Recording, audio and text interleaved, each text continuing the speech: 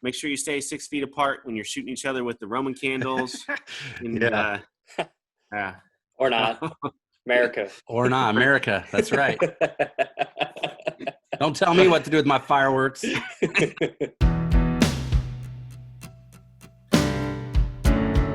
Inspired by the adventures of our nurses, therapists, and techs, A Beer with Atlas is the only healthcare traveling, craft beer drinking podcast. Each week, we'll open a few beers, talk about the brewery and the style of beer, and then dive into some research curated specifically for each episode. In the end, we hope each one sounds like a conversation you'd have with your friends while enjoying a few cold ones.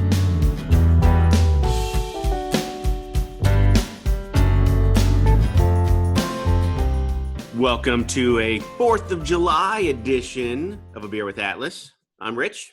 I'm Yankee Doodle Dandy. Merica. And in the most Merica shirt he could possibly find, Mr. Dolan making this sound silky smooth with the keyboard and all that business. Right? Yeah, we'll go with that. Okay. We've got 2 weeks worth of festive beers here. Starting off, we've done Prairie beers before. We've done a couple of them, I think. But this one, Brian found this one. It's just called Merica. Yeah. And so it's a farmhouse ale. And I hope we talk about what a farmhouse ale is, because have we done one of those before? No, not really. We've touched on the family of farmhouse beers before, but not this specifically one. And also, this is kind of kicking off a month of summertime beers. So these are all ones that are traditionally drank in the summertime or when it gets a little hotter.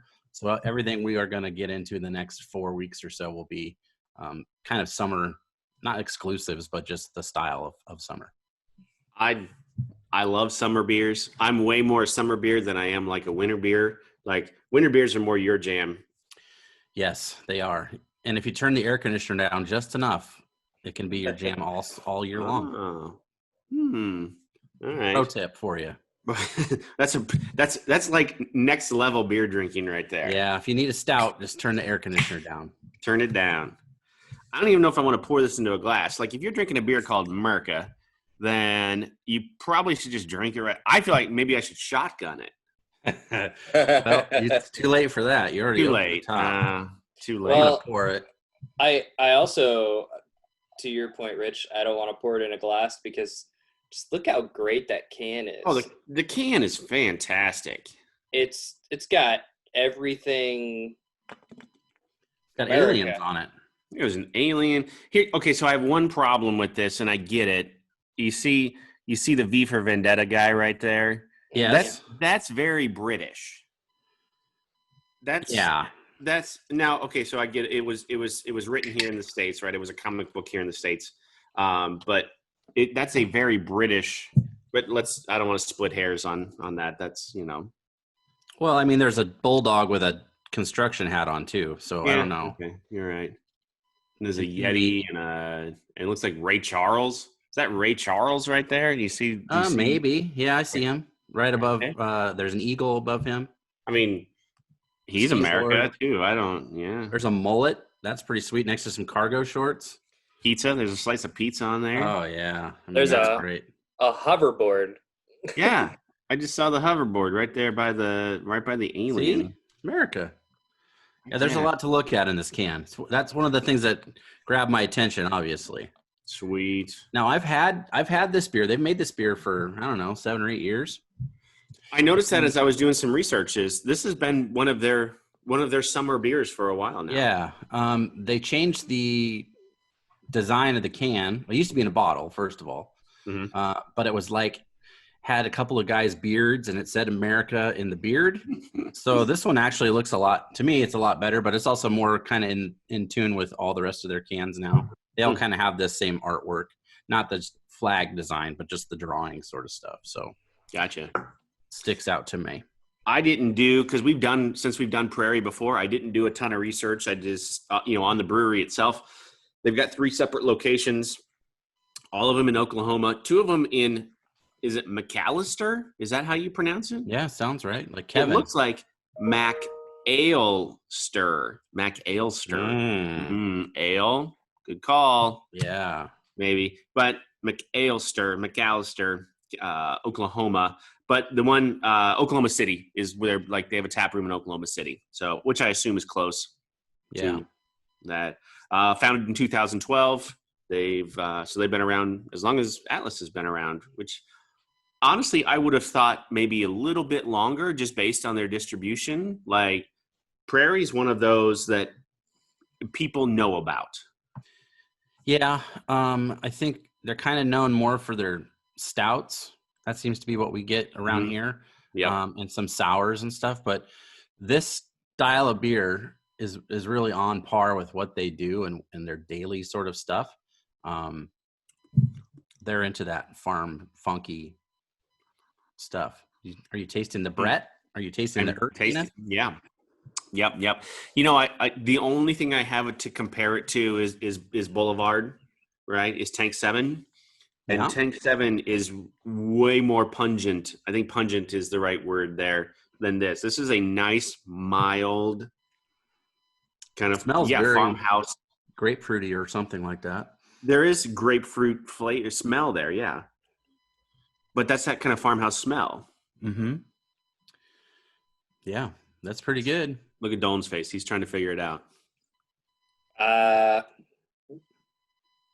Yeah, it's good to try. It's good to try. Kind of wish you were wearing a different shirt now, don't you? Yeah. No. All right, good. I mean, you do look good. So let's get into the style a little bit. Farmhouse Styles. Traditionally, these were brewed in France and Belgium in the early spring. Basically, they were something for the workers of the farms and orchards to drink because it's hot outside. So this was something that's low ABV, and it's something that you could, in theory, drink like all day because they kind of did. So it was break time. They would go get a glass of this or whatever. So that's where it comes from.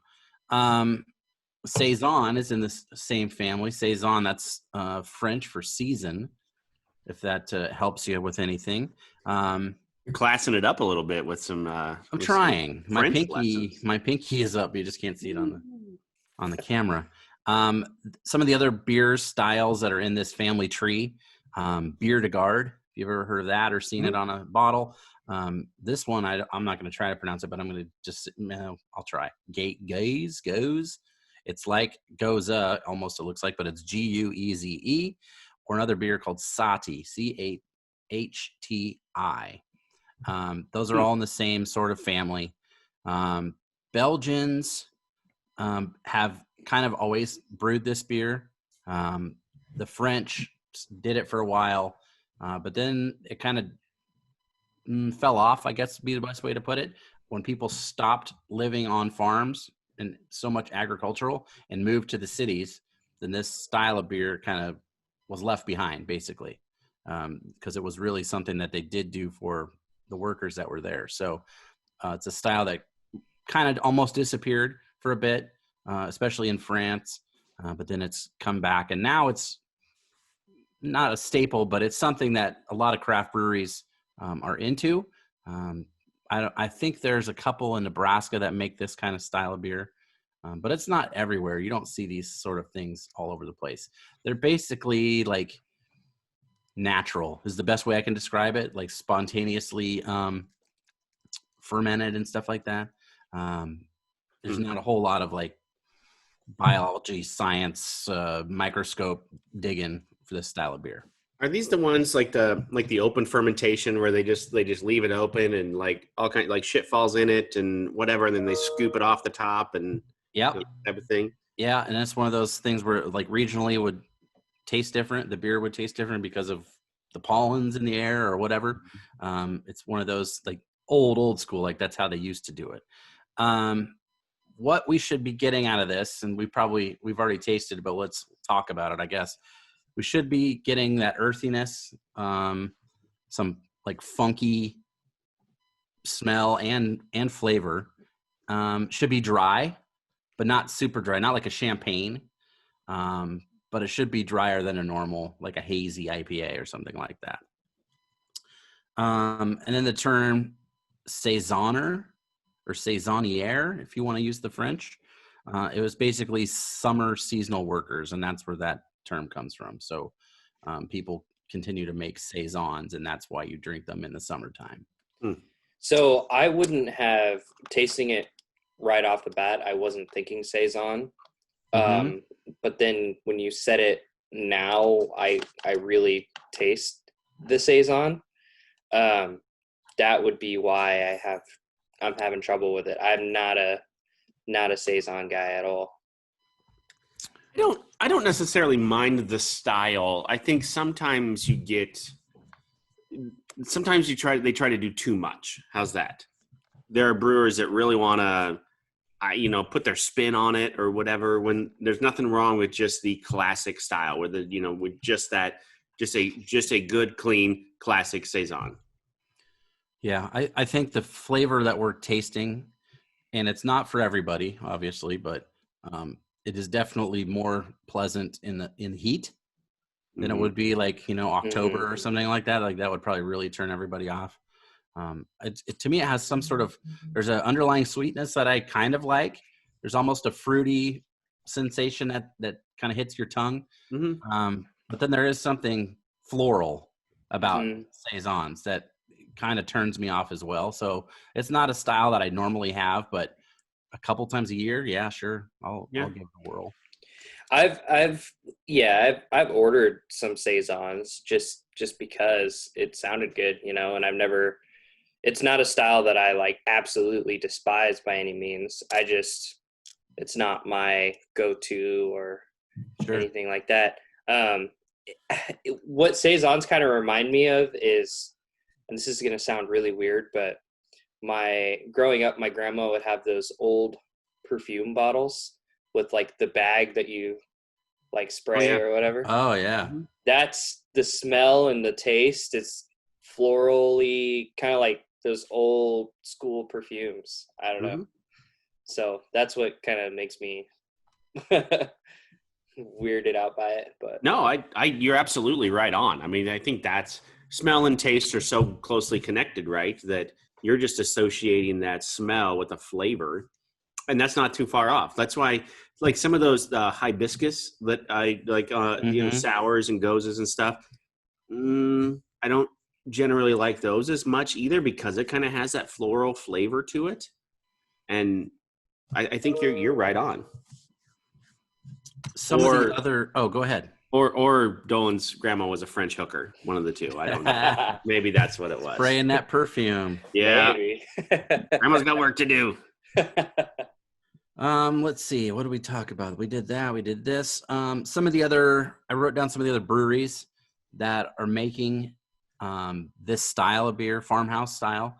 So think of it as like the top of the branch is farmhouse, and then you can go underneath that and see saisons and beer de gardes and that sort of stuff. So it's kind of from the same tree. Rare Barrel, you know about them? Oh yeah. They make one that's called Roads Diverge. That's highly ranked, I've seen. I went to a place was Charlotte. I think it's called Wooden Robot. They have one. Saison du Pêche, P-E-C-H-E. So peach saison. I think I haven't had it, but I've seen that or heard of it. Lost Abbey is a pretty famous brewery. They have one called Carnival, and then Surly makes one called, I'm going to say this wrong, Misanthrope. It looks like Misanthropy, but it's Misanthrope. Is that right? Maybe. But that's kind of local to us, one that I don't know that I've ever had. But these are generally fairly small batch sort of things that are local breweries. Just down the street from us here, Cross Drain released their first saisons that have been out. And we kind of talked about saisons when we were talking about green bottle beers. So back in the day, this is another beer that would have been in a green bottle had we, been in Belgium in 1822. That's what we'd be drinking out of right now, and not this beautiful can. Yeah. Speaking of the Cross Range, did you buy the smaller bottles, right, with the Norm Forever with labels? who's a great a great graffiti artist here in Omaha, who's done work not only in the Atlas office, but that's how we met her, was out at the at Crosstrain when she did the big mural out there. I think when I was there was recently, what they did have was gone. So I got 2 bottles. I bought one of each. I figure they can age for a while, right? Oh, so yeah. Put them in the back of the fridge and let them sit. Yeah, that's actually what bière de garde translates out to, basically, is beer to keep. So it's something that you can keep around, that style specifically, but it's under this farmhouse family tree. I wanted to point out that this beer is called Merica, Merica, because that's different than Merica. Merica. Right? So yeah. What's the difference, I guess? Well, let's kind of, which is my shirt. My shirt's very Merica. Yes, yours and Dolan's both. Yes, Merica. Yours is more Merica. I think Dolan's is Merica. Merica with an E. Merica. Merica. Okay. So Surly also has a beer called Merica but it has a hashtag, and that's just a lager, like a standard lager. This beer has Nelson Sauvignon hops, which we've talked about maybe a little bit. It's kind of funny to me that this is a beer that they call Merica, because this is not, an American style, and it's not something that most Americans drink or would even maybe go to. It's on the border of a wheat beer, I guess is the best way I could describe it. It's close. It's in that territory or neighborhood. So I think that's kind of funny that that's what they called this beer. I think as much as we talk about like breweries and kind of their identity, like we've talked about the identity of breweries a lot. This is, if Prairie is going to do a beer called Merica, then this is what I would expect them to do, because this is their style. This is who they are. Yeah, that they do have a lot of that style of beer. If you're going to their tap room, from what I could see on their website, it was like 6 or 7 different kinds of beer that are similar to this, or have the same hop, that sort of stuff. What I tried to find out, like, who was the first person to say Merica, or where did that come from, or Merica? Yeah. And it was like impossible to trace it. The way they spell it on the can, I found a definition of basically saying somebody, like someone from Europe or something, like in the 1800s, if they mispronounced America, then this is what kind of came out, was Merica. Like materialism or fervent patriotism. So just being American, just like overly American, right? That's Merica or Merica. Things that, like Dolan's shirt, for instance, that's overly patriotic. He's even matched the hat to the shirt. So yeah, what hat? What are you wearing there, Dolan? Is that it's the Atlas one. Oh, sweet!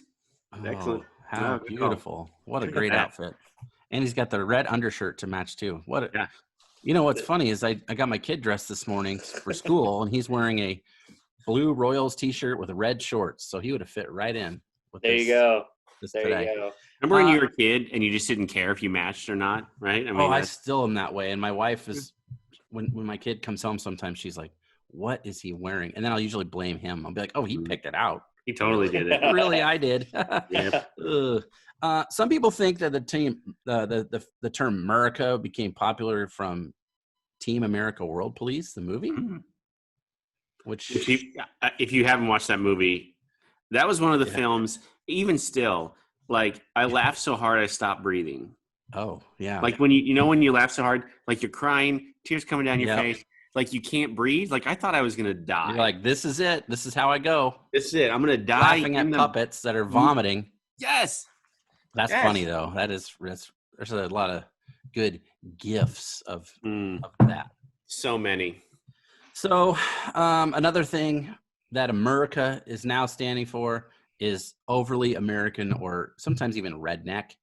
So I think of that meme of that guy leaning against a truck with a mullet and a big piece of wheat sticking out of his mouth. Like, yeah, that's America. I wrote down a list of things that other places in the world would decide that are America or American, because it's super American. These things don't exist in the world outside of here, or they're treated without the respect that we show. So we'll get into them. The first one is cheese in a can. Yeah. No other country is into that fake orange cheese like we are, whether it's Kraft singles as a square or the macaroni instant mac or, spray cheese. That's American. Philadelphia. Philadelphia with the cheese whiz. Yeah. With Yeah. whiz or without whiz. I think of Blues Brothers every time I think of cheese whiz. Do you remember this part, Rich? Mm-hmm. When Elwood comes in, he's, "You got my cheese whiz, boy," and he throws in the can. That's tipping, the 20% standard. That's a very American thing. Oh, I think you meant cow tipping. That's that's just where anybody's got cows. That's just a good time. Okay. But tipping in some countries like Japan, tipping is an insult. You don't tip. A lot of places pay their employees good enough that you don't need to tip. And then some places, like I remember being in Jamaica, you weren't supposed to tip anybody that worked at the resort. Like that was a no-go. They're not supposed to take your money, anything like that. So especially a standard percentage, which I guess they said in the research I saw was 20%. That's American. Well, and if you need further on this, you could always go back to Quentin Tarantino and Reservoir Dogs to understand Mr. Pink explaining why he doesn't tip. That's right. I think that in and of itself is enough. Yeah. Why does society say it's okay to tip this person and not this person? So we've got Reservoir Dogs and Team America movie suggestions for you for this 4th of July, apparently. Always. Yep. Here's something that's American that I have noticed, especially at work, and I just don't like it. And it's a hot take, and I want to hear you guys sound off on this. Gaps in the stalls. That's an American thing in the bathroom. There's no sidecar, right? There's wide gaps in between the door and also the wall and the shitter cubicle, if you will. Okay. Yeah. That's an American thing. And I could find the research was that when they started putting walls and doors, because originally, like if you were in a bathroom in, let's say, the 20s or 30s, and this is still true in some military bases, there's just a toilet or a whole line of toilets, right? Yeah. So when they started enclosing toilets, people in power, either the police or the people that were in charge, were scared that people would be doing illegal activities in the bathroom. So drugs, sex, naps on the company clock, maybe, things like that. That's why there's a gap. So people can kind of check on you and see what's going on. They can look I'm a private pooper, man. I got to tell you, I try not to do that anywhere. That's not my house. Because I got a lock and I can put my foot against the door if needed. But if you're in public, like an airport or McDonald's or gas station, someone can look through there, and that's an American thing. Quite Doesn't honestly, bother you, huh? I just need the door, and if somebody wants to look through the crack and get a little peep show, Yeah, I'm good for them, huh? I'm okay with that. Don't open the door and interrupt my business. Right. Unless it's for a high five. There are some. Well, that's true. Yeah. There are some places, like I'm thinking casinos in Las Vegas, where they're rooms, right? It's like a room. Yeah. And there's maybe louvers on the doors just to vent a little bit. Maybe that's just from all the international folks that are in Vegas. I don't know. Maybe I don't know. Yeah, I'm with you, Brian. I would prefer it to be fully enclosed. Right. It's weird, especially like airports. I don't know what it is about airports, but airports seem to have their standards for the gap are always an inch bigger.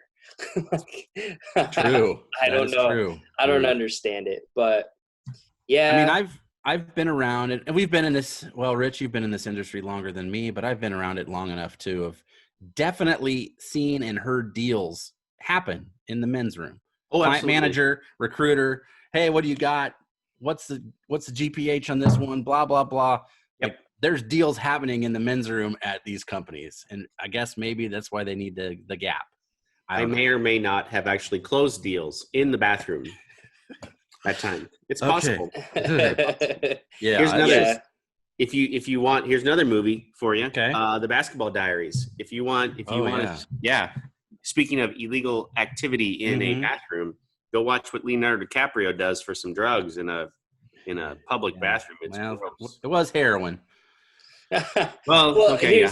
I mean, I guess like if the bathrooms are enclosed, like whatever you're doing there is in private. So I guess if you wanted to do heroin in the bathroom, it's not changing my life by any means. That's right. So, he's not doing heroin. He's doing stuff to get heroin. To get the heroin. Yeah. Still. I mean. Yep. Entrepreneur. That's what I think. Okay. There you go. This is an American thing. It started in 1939. It is school bus yellow. So most other countries do not have a school bus. They have public transportation, and your kids get on it and go to school. We're one of the only countries in the world that has specific transportation to take your children from your house to their educational spot. They formulated this specific color of paint just for this reason, and it was because it was so eye-catching. Because we're, in the 1930s, almost 1940, it's kind of the beginning of the highway system, and more people are driving. So they needed something to get your attention. So that's something that is American, which we wouldn't really normally think about, but that's how it goes. This one, commercials, specifically pharmaceutical commercials. So if you've ever heard the tagline, ask your doctor if this is right for you. That's illegal in most countries in the world because they feel like, because the company themselves is saying, hey, you need this. And maybe your doctor isn't giving it to you, and you should ask your doctor for this prescription. So it's like direct marketing to you for medicine or something. And most countries in the world say, nah, not here. You can't do that. But in the United States, pharmaceutical companies kind of run the day. It used to be the same with smoking, cigarettes. Like doctors used to advertise smoking. These are the best. These Winstons are perfect. This is what I smoke after doing surgery. That's how it used to be in the 40s and 50s. Or during surgery, one of the two. Hey, that's one of the reasons you had to scrub in was to ash the other guy's cigarette, I think is how it was. Yep. Long roads and highways. I saw 7 of the 10 longest roads in the world are in America. Now, that's probably due to the size, but you would think countries like Russia had 1. China does not have any in the top 10 in the entire world, which is crazy to me. That's weird. But we are all about long stretches of pavement. Does it have to do with how the roads are funded in America? Or does it have to do, or do you know why? I have no idea, other than just the size of it. And it started becoming, people wanted to get from one side of the country to the other without having to take a train. And this is before plane was like feasible for people to pay for it. It was expensive. So that was a way to get from one side of the country to the other. Like the origin of the interstate system back after World War II? Yeah. Is that it? Okay. Interesting. Garbage disposals. Illegal in Europe. You cannot have one. But in America, we are all about them. So most everywhere else they're like composting. That's a big thing. So you should not be putting your orange peels or your dinner scraps down the sink. But Americans, that's what we do, So we have those. Grape Skittles. This one's probably close to Rich's heart, maybe. What? Candy guy. Yeah, they don't have those in most of the world. Just here in America. In Europe, something we talked about recently, they have black currant flavor.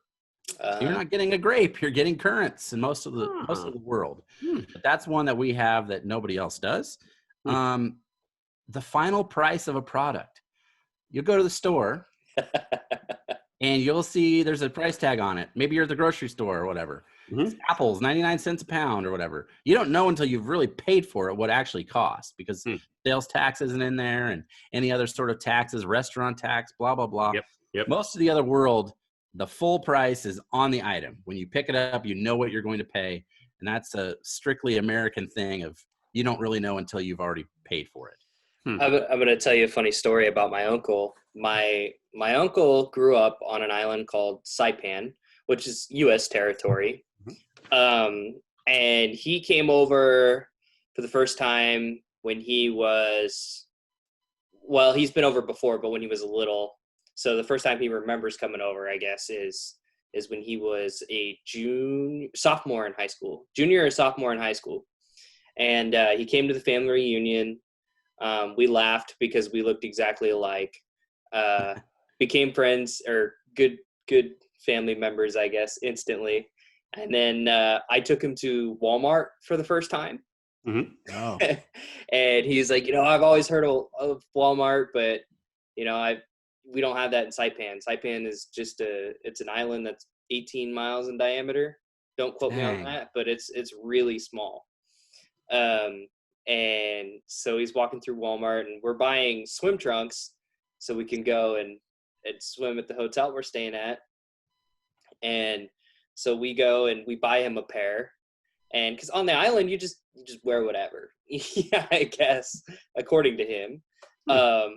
And we walked up to the counter, and it rang out to be like $25 and something, whatever, but it wasn't what the sign said.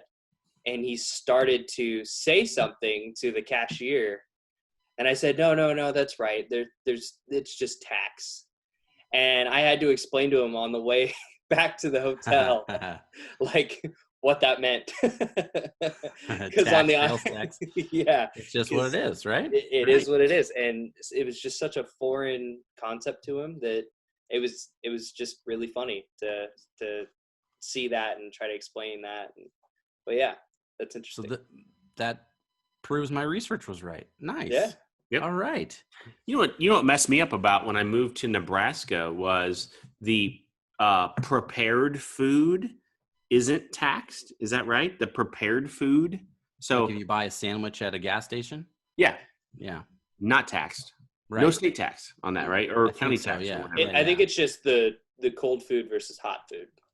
If it's prepared. So you go to Walmart. Let's say you go to Walmart and you buy the rotisserie chicken. Mm-hmm. Okay? Not taxed. There's no tax there on that. Like, it's just in that. So that in that case, that price is the price or whatever. Yeah. If they prepare it, then there's no tax on that. That's weird. If you take it home and prepare it, there is. I guess. I don't know. I'm doing extra work to make it. Yeah. Should be the other way around. Maybe the other way around, maybe. Coffee to go. That's an American thing. Because most other places in the world, coffee is like a meeting spot. Like, you're going to take your time, and it's an event. So where you get your news and your social interaction. Yeah. A lot of the world is like, what are you doing? Driving through to get a huge vat of coffee and drive every day. Yeah. That's something. You go to a coffee shop and you hang out in the morning in most places of the world.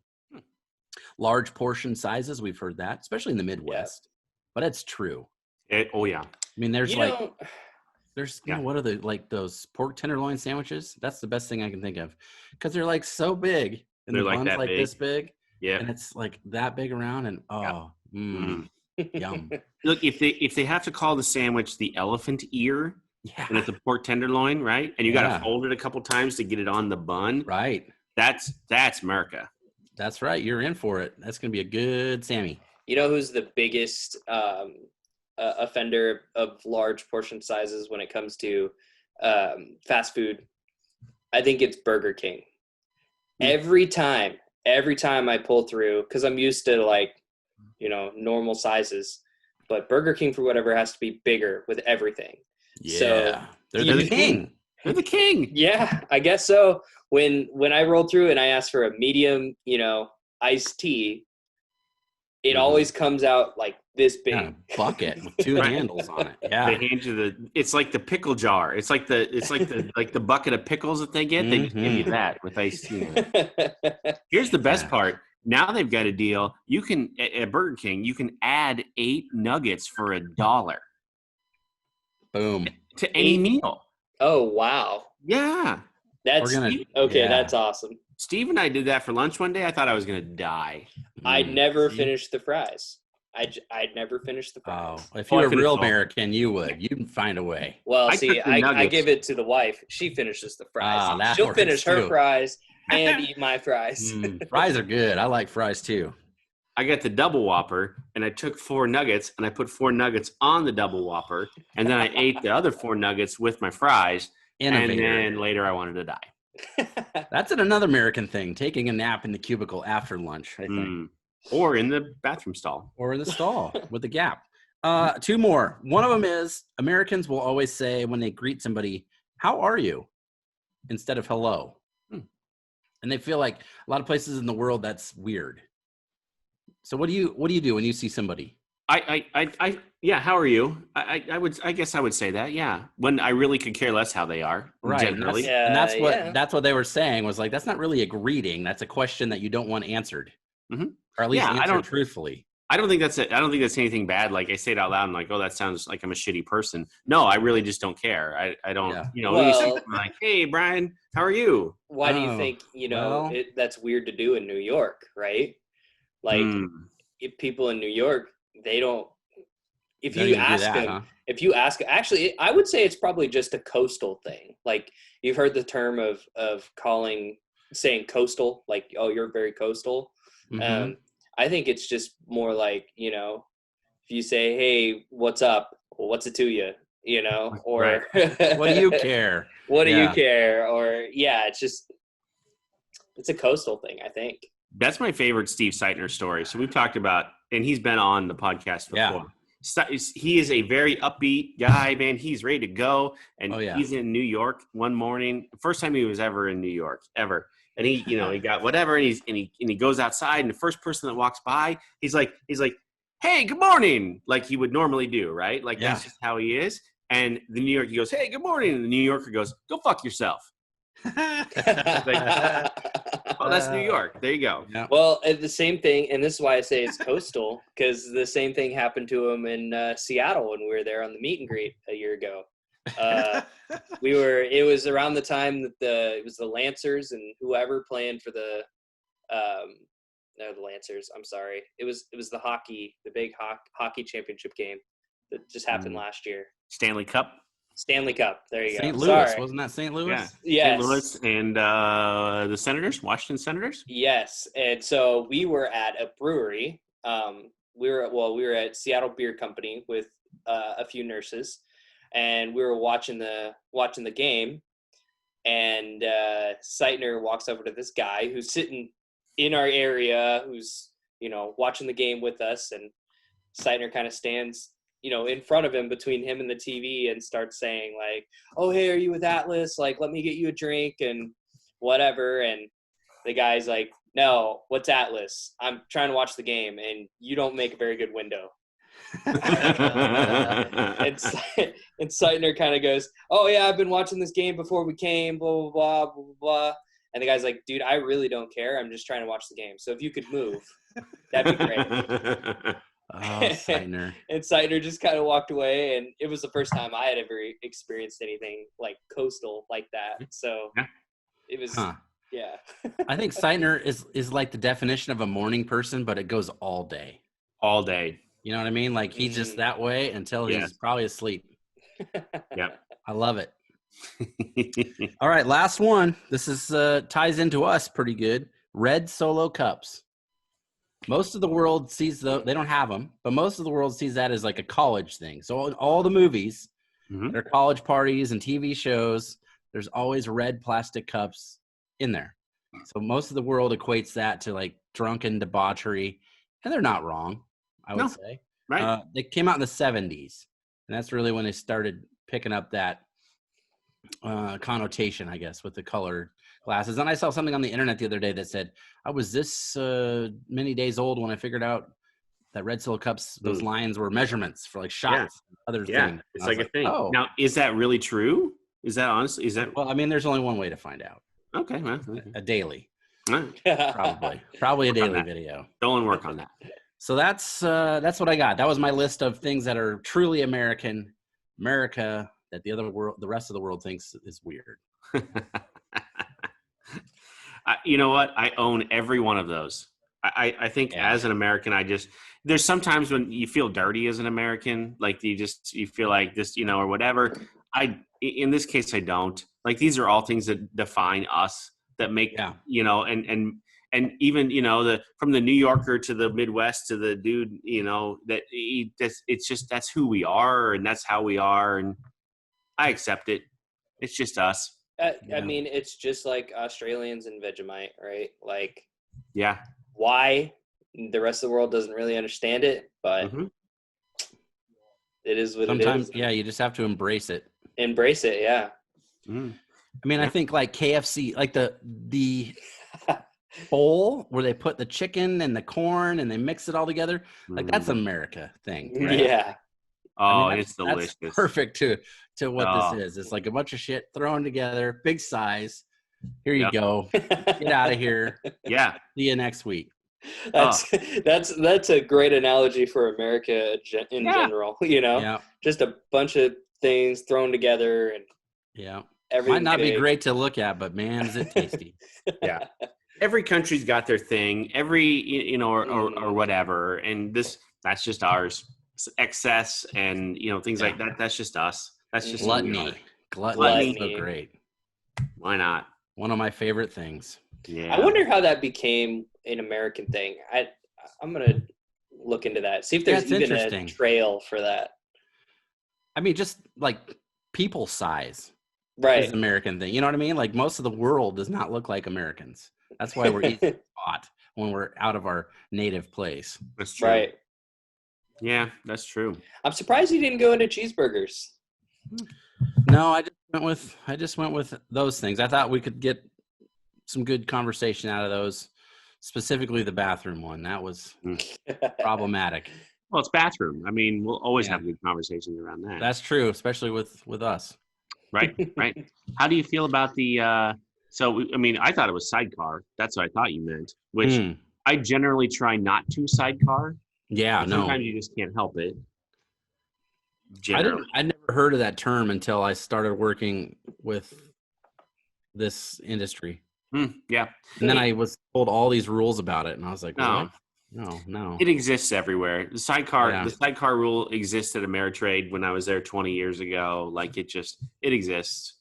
The other is courtesy flush. Yeah. I am not a fan of the courtesy flush. I could be sitting next to the Pope and I wouldn't courtesy flush. Wow. Really? I like to sit in your own stink, huh? I courtesy flush for myself, even at home. No. Look, I want to be able to review my work. Oh boy. If I have to come back later.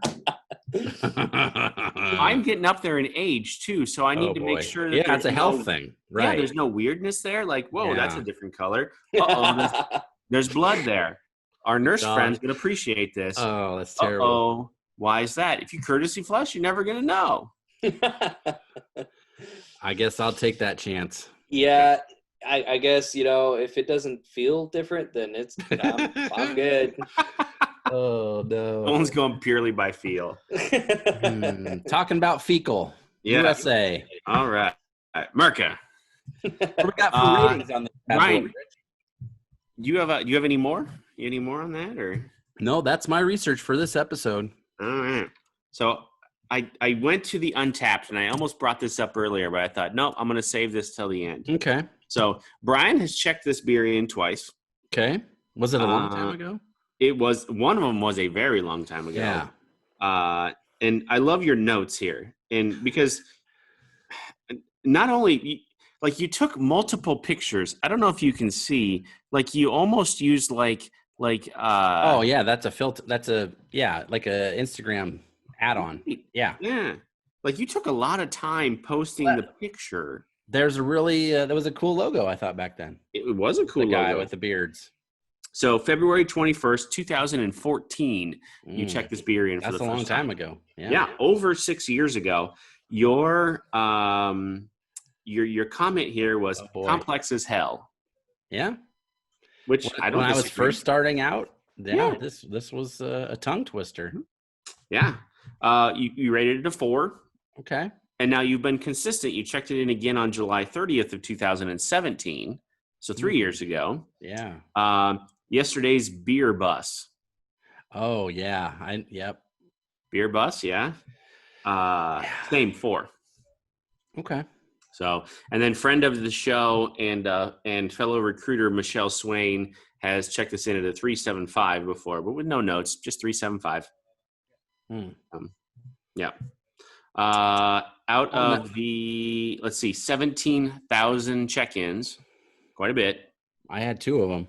You did have 2 of them, yeah. Where do you think we land on this one? I'm gonna say this is a 3.68.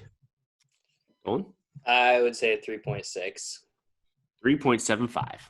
Ooh, on the nose. I was close. Which is probably where I would put it as well. Yeah. Maybe 4. It kind of vacillates between 3.75 and 4. I thought it mellowed a little bit, maybe as it sat, and either got warmer or breezed a little bit, maybe. I don't know. I mean, plus you got used to it a little bit. Yeah, maybe. It's kind of the first drink is kind of like a, whoa, what's happening here? Oh, you saw my face. It was yow. It's a beer that I like to revisit every once in a while, but it's not something I ever stock in my fridge.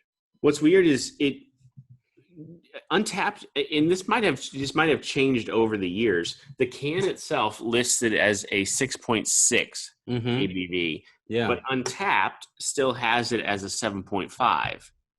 And I generally thought that, and this is thinking back to Tank 7, that it borders kind of between that high 6, low 7 range. I wonder if when they started canning it, maybe they made some adjustments, but possibly, I don't know. Because it used to come in a bottle, but it was not a 12-ounce bottle. It was a little bit bigger bottle, like a 18-ounce maybe.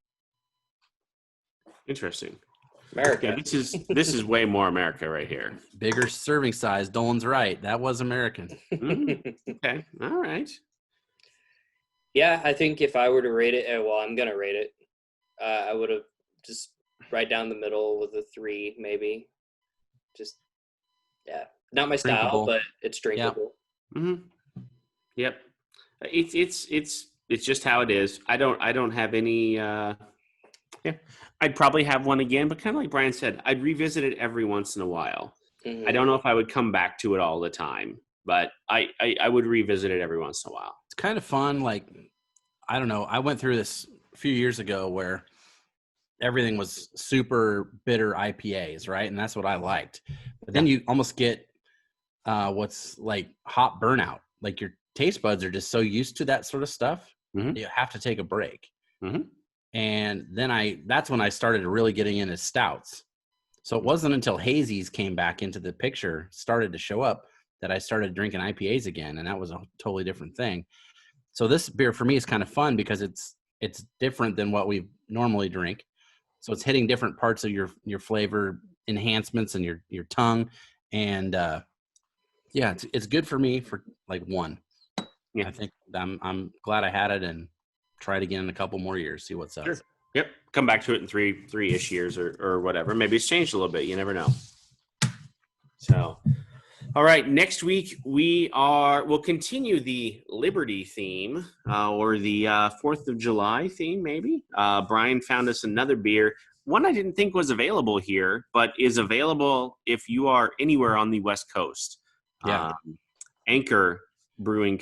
I'm sorry. It's Anchor Brewing Company, is that right? Is that Anchor Brewing? Yeah. Liberty Ale, which the research on that is amazing. Yeah, we're gonna get old school on that one. It's kind of fun. And I thought, like when we talked about Yuengling and Sierra Nevada, I thought like we went way back on those. Yeah. This one's legit, man. It goes back.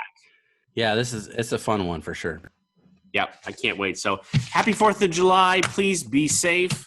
Don't blow your fingers off with the fireworks, and make sure you stay 6 feet apart when you're shooting each other with the Roman candles. And, Or not. America. Or not. America. That's right. Don't tell me what to do with my fireworks. All right, well, I'm going to lean up against my truck and chew on a piece of, I don't even know. Wheatgrass. That's right. Let that mullet flow, man. We're not going anywhere for a while. Let's have another beer. Thank you for listening to A Beer with Atlas. Special thanks to our brand team for producing the show. Each episode of A Beer with Atlas is powered by Atlas MedStaff, an industry leader in travel healthcare staffing.